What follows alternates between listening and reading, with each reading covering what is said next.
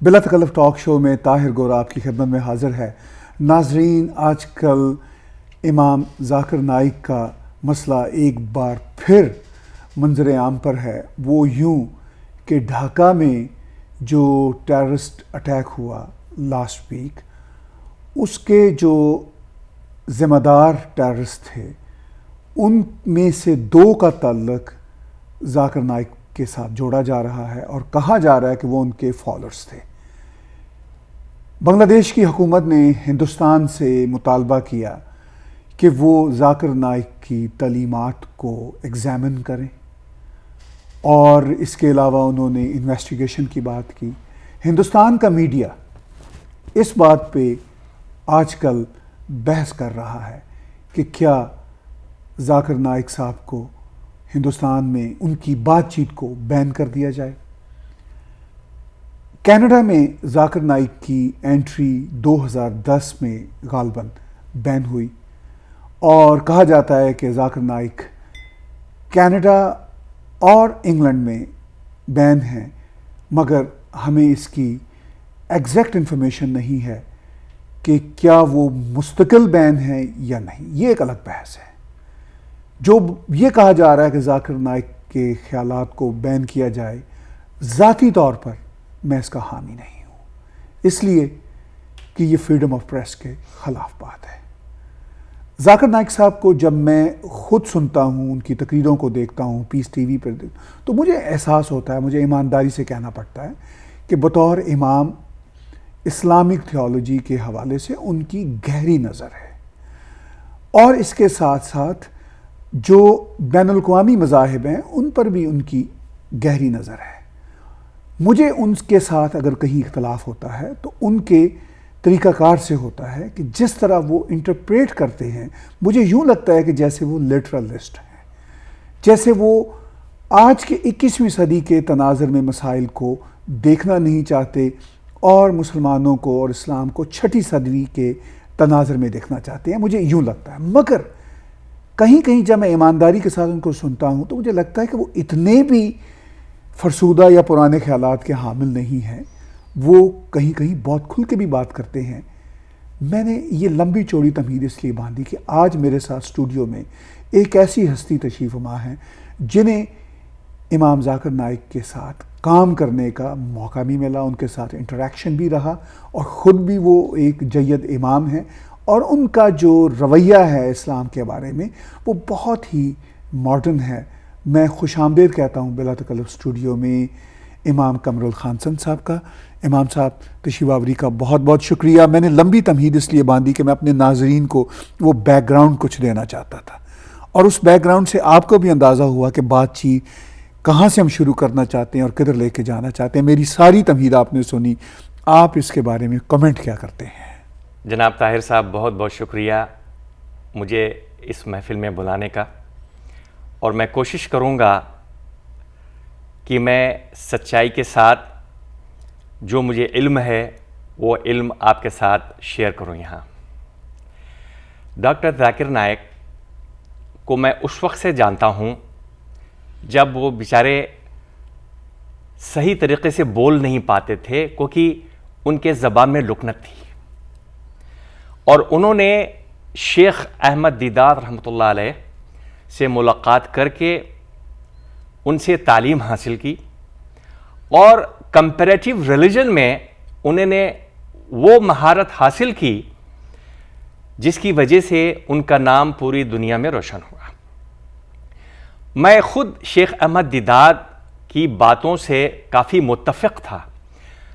یہاں ایک بات میں واضح کر دوں، میں کسی کی شخصیت پرستی پر یقین نہیں رکھتا، اس لیے کہ میرے لیے صرف ایک شخص کافی ہے جس کی شخصیت پرستی پر مجھے یقین تھا، وہ ہے محمد صلی اللہ علیہ وسلم۔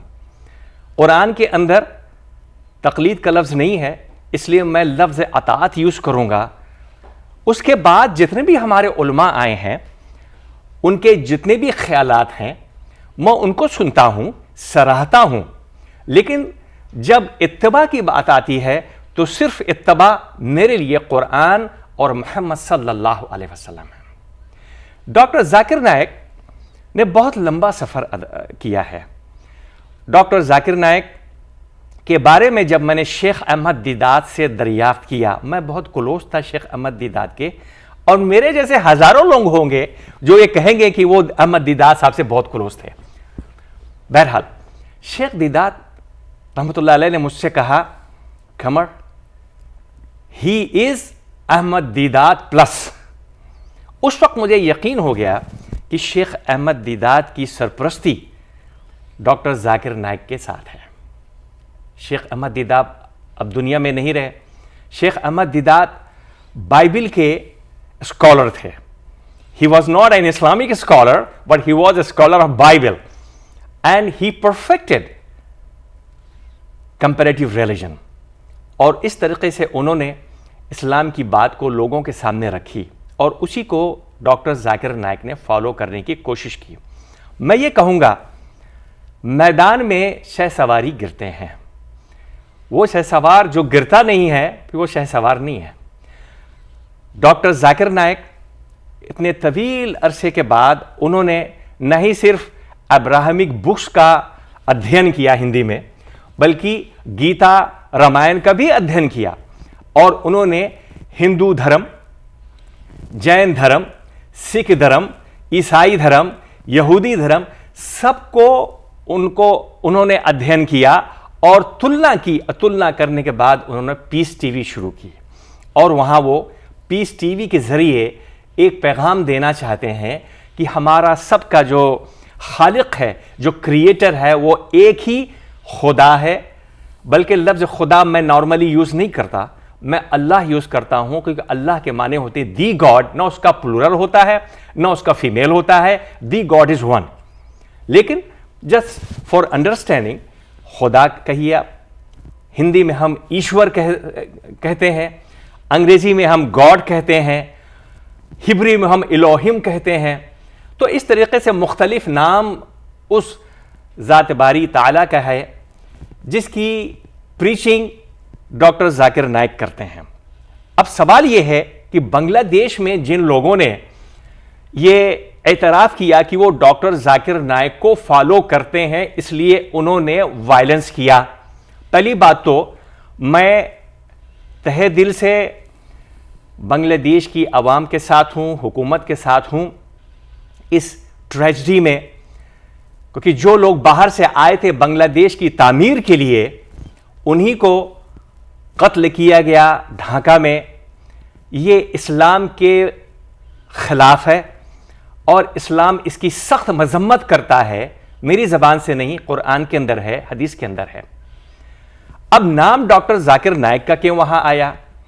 میں یہ سمجھتا ہوں کہ ڈاکٹر ذاکر نائک جہاں ماشاءاللہ اتنے اچھے جید علم والے ہیں، کبھی کبھی انسان سے غلطی ہو جاتی ہے بات کرنے میں. میں یہ نہیں کہہ رہا کہ ان سے غلطی ہوئی. اسٹیٹمنٹ ایسا دیا جاتا ہے جس کے کئی معنی ہو سکتے ہیں، اور انہوں نے ایک لفظ یوز کیا، all Muslims should be terrorist. اب یہ لفظ اگر سینٹنس کوئی بھی سنے گا تو اس کے کان ہی نہیں کھڑے ہوں گے، بلکہ وہ عدالت کا دروازہ کھٹکھٹائے گا، اور ساتھ ساتھ جتنی بھی لا انفورسمنٹ ایجنسیز ہے ان سے بھی وہ مشورہ کرے گا. لیکن میں نے ہمیشہ سوچا ہے، اور ہمیشہ یہ میں آج بھی کہتا ہوں، کہ اس سینٹنس کے پہلے ڈاکٹر ذاکر نائک نے کیا کہا، اس سینٹنس کے بعد ڈاکٹر ذاکر نائک نے کیا کہا، کوئی بھی تفتیش یا تحقیق میں وہ سارے پس منظر الفاظ بیانات لیے جاتے ہیں. اس کا ادھین کرنے کے بعد، یعنی اس کو اسٹڈی کرنے کے بعد، پھر اس کا جو سارانش نکلتا ہے، اس کا جو سمیکرن نکلتا ہے، یا اس کا جو خلاصہ ہوتا ہے، اس پر پھر کوئی بھی عدالت یا کوئی بھی ایجنسی یا ہمارے آپ جیسے احباب اس پر فیصلہ کرتے ہیں. ڈاکٹر ذاکر نائک نے کہا تھا کہ جیسے چور، ڈکیت جب وہ پولیس کو دیکھتے ہیں تو ان کے دل میں ایک ٹیرر کریٹ ہوتا ہے، تو ان کی نظر میں کیا یہ کہا جا سکتا ہے کہ پولیس ٹیررسٹ ہے؟ اسی طریقے سے علماء کے اندر جو ان کے شاگرد ہیں، اگر وہ کوئی گناہ کرتے ہیں اور ان کے استاد کو جب پتہ چل جاتا ہے تو وہ دل میں ٹیرر محسوس کرتے ہیں. تو کیا علماء اپنے شاگردوں کے لیے ٹیررسٹ ہے؟ تو ڈاکٹر ذاکر نائک نے کہا کہ اگر یہ ٹیررزم ہے تو میں کہتا ہوں کہ سارے مسلمانوں کو چاہیے کہ وہ اپنے اندر دین اسلام کی پابندی اس طرح سے رائج کر لیں کہ ان کے سامنے کوئی غیر شرعی کام اگر کیا جائے تو وہ سارے غیر شرعی کام کرنے والے ٹیرر محسوس کریں. اگر میں یہی لفظ کہتا تو میں یہ کہتا کہ Muslims should abide by their religion, the very peaceful nature. Instead of terror, I would have used the word deterrence, so that the enemies of Islam do not attack Muslims by telling them that you are terrorists, but with our own values, peaceful values, intellectual values, wise values, we will be deterring them not to call us terrorists. امام صاحب آپ نے کہا کہ ذاکر نائک نے جو اصطلاح برتی کہ آل مسلمز شوڈ بی ٹیررسٹ، اس سے سارا ہنگامہ کھڑا ہوا. Right. آپ کے خیال میں وہ لفظوں کے چناؤ کے معاملہ میں محتاط نہیں تھے، شاید یہ ہوا. جی مگر ہم اس پہ بات چیت آگے کریں گے. ویورز کو چاہ رہے ہیں کہ ہم وہ دونوں کلپ دکھائیں آپ کو. ایک تو وہ جس میں ذاکر نائک کہتے ہیں کہ تمام مسلمانوں کو آل مسلم شوڈ بی ٹیررسٹ، اور پھر وہ پیس ٹی وی پہ بات کرتے ہیں اور کہتے ہیں کہ میرا مقصد یہ تھا کہ ایک جو ابھی امام صاحب فرما رہے ہیں کہ ایک ایسا روب دبدبا چور کے اندر داخل ہو، جو غلط کام کر رہا ہے اس کے اندر داخل ہو، کہ وہ مسلم کو وہ ٹیرر فیل کریں جس طرح پولیس کا ایک ٹیرر ہوتا ہے. یہ ایک بڑی کنٹروورشل بات اٹ سیلف ہے. ناظرین ہمارے ساتھ ایک چھوٹی سی بریک لیتے ہیں.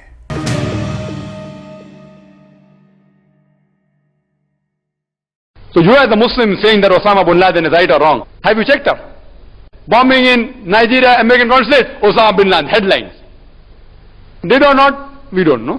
But if you ask my view, if he's on the truth, if he's fighting the enemies of Islam, I'm for him. I don't know what he's doing. I'm not in touch with him. I don't know him personally. I read newspapers. If he's terrorizing the terrorist, if he's terrorizing America, the terrorist, biggest terrorist, I'm with him. Every Muslim should be a terrorist. The thing is that if he's terrorizing a terrorist, he's following Islam. Whether he is or not, I don't know. But you as a Muslim, without checking up, laying allegations also wrong. So I am with those people who are following the Quran. Even if the full world is against them, I am with them. Today Muslims, they're labeled as terrorists. The basic and simple definition of terrorist is a person who causes terror. For example, if a criminal sees a policeman, he's terrified. So for the criminal, the policeman is a terrorist. In this context, I say that every Muslim should be a terrorist. Whenever any criminal sees a Muslim, he should be terrified. Whenever any rapist sees a Muslim, he should be terrified. Whenever any robber sees a Muslim, he should be terrified. Whenever any anti-social element sees a Muslim, he should be terrified. That's what the Quran says in Surah Anfal, chapter number 8, verse number 60, that cause terror in the hearts of the anti-social elements.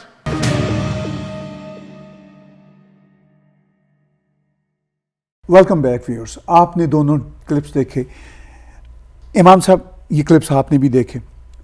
ایک clip میں وہ کہتے ہیں کہ all Muslims should be terrorist, اور دوسرے میں جب وہ پیس ٹی وی پہ جاتے ہیں تو یہ بات ان سے پوچھی جاتی ہے تو وہ اس پہ جواب میں کہتے ہیں میرا مقصد یہ ہے کہ میں یہ کہوں کہ ایک وہ جو پولیس کا ایک ٹیرر ہوتا ہے چور کے ذہن میں، وہ مسلم. تو آفٹر آل مسلمان کو کیوں وہ ایک دہشت کا سمبل بنا رہے ہیں، چاہے روب کا سمبل بنا رہے ہیں؟ لا اٹ سیلف کیوں نہیں روب کا سمبل ہے؟ یہ مینٹالٹی کیوں نہیں ختم ہوتی ہمارے اسکالرس کی؟ ہمارے اسکالرس جو ہیں، چاہے وہ مدرسہ دیوبند ہو یا جتنے بھی اور مدرسے ہوں، ماشاءاللہ میں مدرسہ دیوبند کی بڑی تعریف اور تائید کرتا ہوں، کیونکہ ہندوستان کے اندر وہ ایک ایسی عمارت ہے جس سے مسلمان پہچانا جاتا ہے، لیکن ان کا ایک اپنا منہج ہے، اور جس طریقے سے وہ تبلیغ کا کام کرتے چلے آئے ہیں، میں سمجھتا ہوں کہ اس سے آگے بھی ان کو آنا چاہیے. ڈاکٹر ذاکر نائک نے ایک نیا طریقہ استعمال کیا تبلیغ کا، جس کو ہم کہتے ہیں ٹیلی ایونجیلیکل شو. اس سے اور پھر جو انہوں نے جو زبان استعمال کی ہے وہ انگریزی زبان استعمال کی ہے. ڈاکٹر ذاکر نائک کی اردو سے میں متفق نہیں ہوں، میں ان کو انگریزی میں سننا زیادہ پسند کروں گا، ٹھیک ہے نا. لیکن ہماری جو علماء ہیں انہوں نے، جہاں تک میرا تجربہ رہا ہے، کسی سے کوئی ایسا سوال انہوں نے کبھی خوش فہمی میں جواب نہیں دیا انہوں نے جیسا کہ ان کو دینا چاہیے. عام طور پر یہ روش رہی ہے.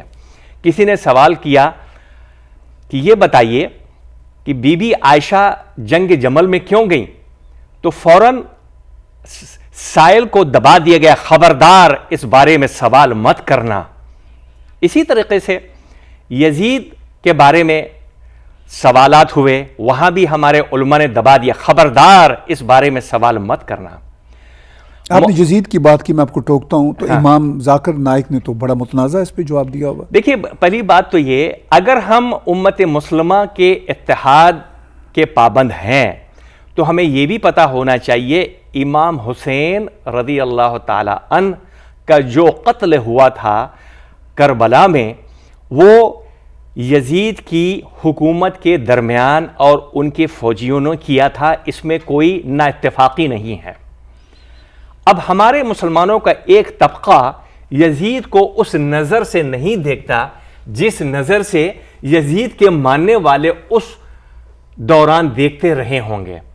ہمیں بحیثیت مسلم یہ چاہیے کہ ایسے معاملات کو جس میں مسلمانوں کے اندر اختلاف پیدا ہو اور اس کا ہماری قبر یا ہماری جنت سے کوئی تعلق نہ ہو، ایسے موضوع کو ہمارے سامنے نہ ڈسکس کیا جائے، نہ ہم اس میں اپنے آپ کو انوالو کریں. تاریخ شاہد ہے، ہر انسان اپنا فیصلہ کر سکتا ہے. لیکن اگر کوئی عالم یزید کی تاریخ میں اگر آتا ہے تو ظاہر ہے وہ نقطہ چینی کا بھی شکار ہوگا، اور امت مسلمہ میں گروہ بندی بھی اس نظریے سے ہوگی جس کا پیش خیمہ آپ عراق میں دیکھ رہے ہیں، جس کا آپ کیا کہتے ہیں پاکستان کے اکثر مواقع میں دیکھتے ہیں، بالخصوص محرم کے مہینے میں دیکھتے ہیں. ایک گروپ یزید کے سپورٹ میں ہوتا ہے، دوسرا حسین کے سپورٹ میں ہوتا ہے. میرا جیسا فقیر مسلمان، میں تو حسین کے ہی سپورٹ میں رہوں گا، لیکن اس کے لیے مجھے کسی کو گالی یا گلوچ کرنے کی ضرورت نہیں ہے. میں سارا معاملہ اپنے رب العزت کے سامنے رکھتا ہوں کہ اللہ تو فیصلہ کرنے والا ہے. ہم اہل البیت کے ساتھ ہیں، کیونکہ رسول اللہ صلی اللہ علیہ وسلم کا قول تھا کہ جس نے بی بی فاطمہ کو نقصان پہنچایا اس نے مجھے نقصان پہنچایا، جس نے اہل البیت کو نقصان پہنچایا اس نے مجھے نقصان پہنچایا.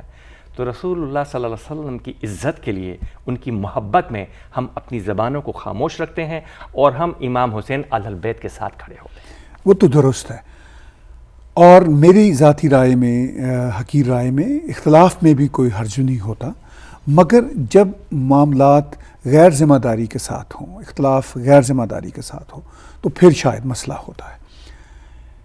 ذاکر نائک صاحب پہ ہم فوکس کرتے ہیں. ذاکر نائک صاحب کی جو تعلیمات ہیں، آپ نے کہا وہ جیسے پیس ٹی وی کے ذریعے ایک ایسے امام کے طور پر ابھرے جو ٹیلی وائزڈ ہوئے، اور ان کے ہم فیس بک پہ دیکھتے ہیں 14 ملین کے قریب ان کے لائکس ہیں ان کے فیس بک کے پیج پہ. مگر ان کی جو تعلیمات جب ہم سنتے ہیں وہ تو الگ مسئلہ ہے، مگر ان کی تعلیمات سے اب یہ بحث بھی ہو رہی ہے کہ ان کو کیا ہندوستان میں ان پہ پابندی لگائی جائے. کینیڈا اور یو کے میں ان کے داخلے پہ عارضی یا مستقل پابندی آلریڈی ہے. ان کی تعلیمات سے کیا فائدہ ہے عالم اسلام کو اور خاص طور پر ہندوستان کو، جی ہندوستان کے مسلمانوں کو، اور کیا نقصانات ہیں؟ میں اس طرف آتا ہوں. جی دیکھیے، بھارت، ہندوستان ایک جمہوری ملک ہے، اور وہاں کا آئین جو ہے کسی بھی شخص پر کوئی پابندی اس لیے نہیں لگاتا کہ ہر شخص کو اپنی بات کہنے کا پورا موقع دیا جائے. جن ملکوں میں فریڈم آف اسپیچ نہیں ہے تو لوگوں کے اندر جو کہنے کی بات ہوتی وہ دل میں رہتی ہے اور وہ بھڑکتی رہتی ہے آگ, اور وہ ایک ایسی شکل میں سامنے آتی ہے جیسا کہ ہم پاکستان میں دیکھ رہے ہیں, افغانستان میں دیکھ رہے ہیں, وہ ٹیررزم کی طرف لے جاتی ہے. تو پابندی کی جہاں بات ہے, ایز لانگ ایز وہ اسپیچ جس پر براہ راست یہ نہ کہا جائے کہ تم لوگ نکلو اور ٹیررسٹ ایکٹ کرو, وہاں تک تو ٹالریبل ہے اور ٹالریٹ کرنا چاہیے, یا نفرت کی بات نہ کریں, یا نفرت کی بات نہ کریں. کیونکہ ہیٹ لاس تو کینیڈا میں پوری دنیا میں ہے, جی. جہاں فریڈم آف پریس ہے اس کے ساتھ ساتھ ہیٹ لاس بھی ہے. ایگزیکٹلی. آپ کو بتاؤں, ابھی پچھلے ہفتے سعودی عرب کے اندر بھی اس کا ایک قانون پاس ہوا ہے جس میں مسجدوں سے نفرت کی جو تقاریر ہوتی تھی ان پر پابندی لگا دی گئی. کس لیے لگا دی گئی؟ کیونکہ سعودی عرب بذات خود ایز اے ملک تخریب کاری کا شکار ہے. آپ نے بھی دیکھا مدینہ منورہ میں کسی نے بم ایکسپلوڈ کرنے کی کوشش کی. جرت کس کی ہو سکتی ہے کہ روزہ مبارک کے پاس بم ایکسپلوڈ کرے؟ حضرت عثمان نے تلوار نہیں اٹھائی کہ وہ اس شہر کی بقا کے لیے, اس شہر کی سینکٹیٹی کے لیے, اس شہر کی شدھتا کے لیے کبھی بھی وائلنس کا استعمال نہیں کریں گے, اور وہ شہید ہو گئے. لیکن یہ بم ایکسپلوژن تو آج ہوا ہے, اس کے پہلے بھی لوگوں نے اس قسم کی حرکت مدینہ منورہ میں کی ہے. تو جہاں تک فریڈم آف اسپیچ کا تعلق ہے, میں سمجھتا ہوں کہ فریڈم آف اسپیچ سب کو ہونی چاہیے. ہندوستان میں بہت سے ایسے لیڈر ہیں جیسے ونے کٹیار ہیں, اما بھارتی ہیں, اور بہت سے ایسے لیڈر ہیں جو بہت زہر اگلتے ہیں, خاص طور سے مسلمانوں کے خلاف. ان کی اپنی وجہ ہوگی. اسی طریقے سے بہت سے مسلمان لیڈر ایسے ہیں جو ان زہر آلودہ بیانات کے خلاف بھی زہر اگلتے ہیں. لیکن جب تک کہ اس میں وائلنس کا عنصر نہ ہو, جب تک کہ اس میں ٹیررزم کا عنصر نہ ہو, میں سمجھتا ہوں کہ وہاں کی عدلیہ جو ہے اس کے لیے کافی ہے کہ ان پر تنبیہ کرے اور نشاندہی کر کے ان کو متنبہ کرے کہ بھائی آئندہ ایسی بات مت کرنا, یہ بھارت کی شانتی کے لیے کیا کہتے ہیں بہت غلط ہوگا. ڈاکٹر ذاکر نائک نے ایسی باتیں بہت سی کی ہیں جس سے کہ مسلمانوں میں آپس میں زیادہ اختلاف ہوا ہے بنسبت اس کے کہ غیر مسلموں میں ہو. اور اس لحاظ سے میں یہ کہوں گا کہ ڈاکٹر ذاکر نائک کو ایسے الفاظ کا استعمال نہیں کرنا چاہیے جس کے ایک سے زائد معنی ہو. اگر وہ استعمال کرتے بھی ہیں تو اس کی وہ وضاحت فوراً کر دیں تاکہ کسی کو شوشہ نہ ملے بات کو آگے لے جانے کا. اور میں سمجھتا ہوں ایک ایسا خطیب جو سارے عالم کو مخاطب ہو, اور غلطی ہو سکتی ہے, میں نے پہلے بھی کہا تھا ابھی بھی کہہ رہا ہوں کہ میدان میں شہ سواری گرتا ہے لیکن سنبھل جاتا ہے, ریس بھی جیتتا ہے, نام بھی پیدا کرتا ہے.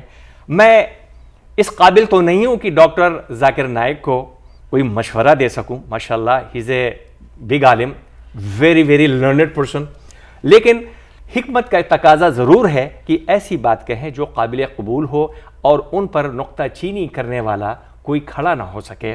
لیکن یہ بھی ایک ناممکن سی بات میں نے کہی ہے. بہرحال یہ معاملہ میں ڈاکٹر ذاکر نائک کے اوپر چھوڑتا ہوں. ایک سوال میں ذاتی طور پر آپ سے ضرور پوچھنا چاہوں گا, وہ یہ کہ جو ہندوستان کے مسلمان ہیں, جب میں ہندوستان کے مسلمان کہتا ہوں تو میری مراد صرف ہندوستان نہیں ہے, پورا بر صغیر ہے, کیونکہ جو پاکستان کے مسلمان ہیں یہ کوئی آسمان سے تو ٹپکے نہیں ہیں, یہ بھی ہندوستان کے ہی مسلمان ہیں. جو بنگلہ دیش کے مسلمان ہیں یہ بھی ہندوستان کے مسلمان ہیں, اور حتیٰ کہ انڈونیشیا اور ملیشیا کے جو مسلمان ہیں وہ بھی جڑے ہوئے ہیں ہندوستانی ثقافت کے ساتھ. تو یوں ہم کہہ سکتے ہیں کہ جو ساؤتھ ایسٹ ایشیا کے مسلمان ہیں وہ شاید مڈل ایسٹ میں رہنے والے مسلمانوں سے شاید نہیں بلکہ یقیناً ان سے تعداد میں بہت زیادہ ہیں. تو جب اتنی بڑی تعداد میں مسلمان ہیں وہاں پہ, اور اب میں پرٹیکولرلی بھارت, جو اب کا بھارت ہے, پاکستان اور بنگلہ دیش کے علاوہ مسلمان جو اس میں ہیں, اس میں جو مسلمانوں کی جو صورتحال ہے وہ کیا ہے, اور ڈاکٹر ذاکر نائک صاحب جیسے عالم دین جو ہیں وہ ان کو کس طرف لے کے جا رہے ہیں؟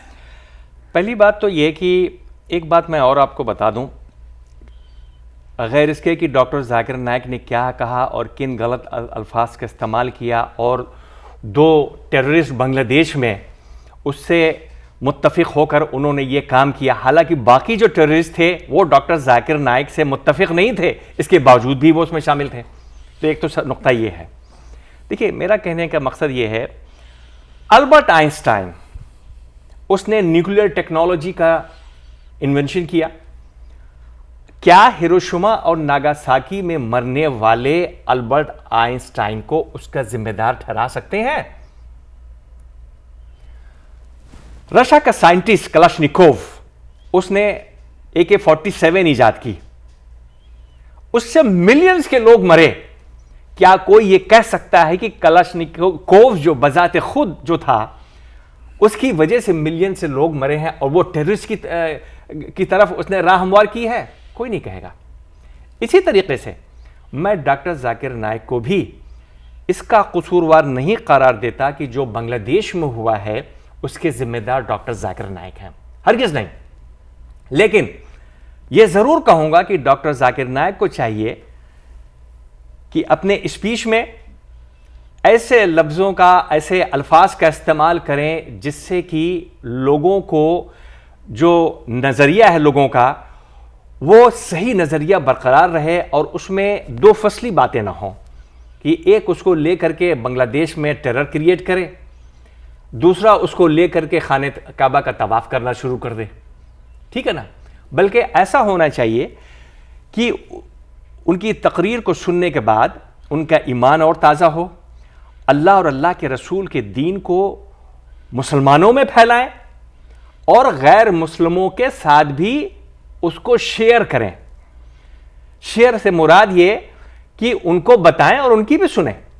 لیکن میں as a Muslim I will never impose my belief on any non Muslim. میں بحیثیت مسلمان کے، میرا جو عقیدہ ہے میں کسی کو کے اوپر اپنا عقیدہ تھوپنے کی کوشش نہیں کروں گا، کیونکہ میں اپنے اوپر وہی عقیدہ لاتا ہوں جو رسول اللہ صلی اللہ علیہ وسلم نے ارشاد فرمایا، اور قرآن اس کا شاہد ہے، اطیعوا اللہ و اطیعوا الرسول ولا تلحقوا اعمالکم۔ اللہ کو فالو کرو جو قرآن ہے، رسول کو فالو کرو جو احادیث نبی محمد صلی اللہ علیہ وسلم ہے، اس کے علاوہ اگر کسی کو فالو کیا تو تم نے اپنے اعمال کو ضائع کیا۔ ہاں، اگر کوئی ایسا معاملہ جس میں علماء کا متفقہ کوئی فیصلہ ہو جائے اور اس کے روشنی جو ہے وہ قرآن اور حدیث سے ہے، تو اس متفقہ فیصلہ کا ساتھ دینا چاہیے۔ یہی ایک مسلمان کے لیے ضروری ہے۔ حالانکہ ہر انسان ننگا پیدا ہوا ہے، ننگا ہی جائے گا یہاں سے، اپنے مرضی کا ذمہ دار ہے۔